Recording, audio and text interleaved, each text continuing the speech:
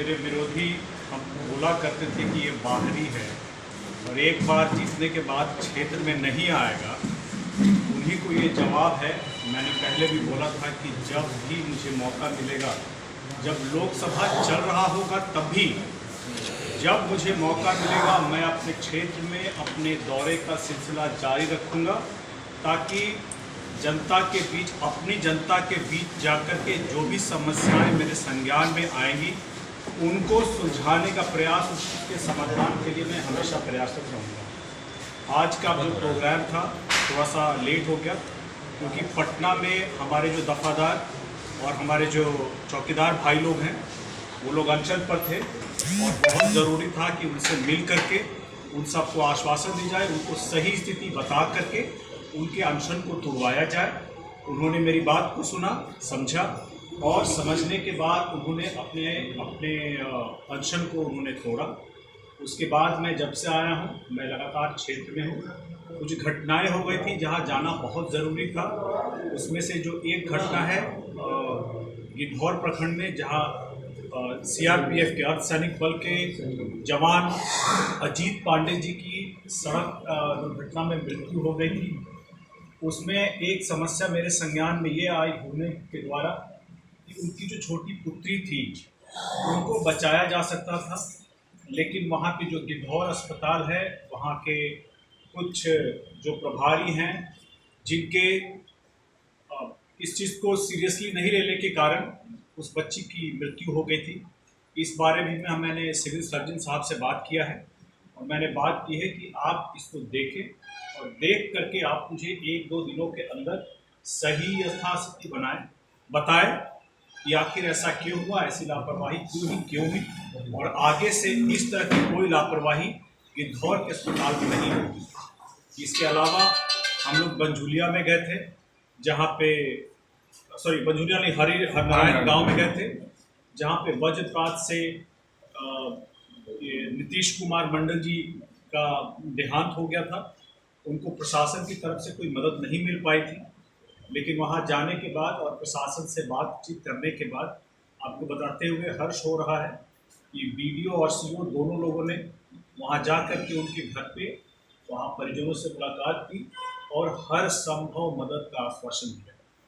इसके अलावा हम लोग और जगह क्षेत्र में एक प्रशिक्षण कौशल विकास केंद्र का हम लोगों ने उद्घाटन किया, जो प्रधानमंत्री विश्वकर्मा योजना के तहत है, ताकि जो भी युवा हैं जो माइक्रो लेवल पे, माइक्रो स्केल पे काम करते हैं, उनको प्रशिक्षण के लिए एक बहुत अच्छी जगह बनी है झाझा में, जहां प्रशिक्षण लेने के बाद वो अपना आमदनी बढ़ाने के बारे में, चाहे वो अपनी नौकरी के द्वारा हो या फिर रोजगार के द्वारा हो, जिसमें सरकार की तरफ से ऋण की भी सहायता की जाएगी, ऐसी जगह पर गए। मेरा जो पहले 2 दौरों में जो मुद्दा था पानी का, खास करके पेयजल और सिंचाई का, इस बारे में भी मुझे प्रशासन से अपडेट लेना था, लेकिन डीएम साहब यहाँ मौजूद नहीं है, किसी जरूरी मीटिंग के कारण उनको पटना जाना पड़ा है, तो ये अपडेट अगली बार में मिलेगा। मेरा जो यहाँ का जो पेयजल का जो मुद्दा है और सिंचाई का जो मुद्दा है, ये मेरे प्रायोरिटी में रहेगा, मेरी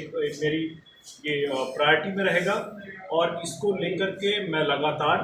प्रशासन से बात करता रहूँगा कि इन सारे समस्याओं को कैसे सुलझाया जाए।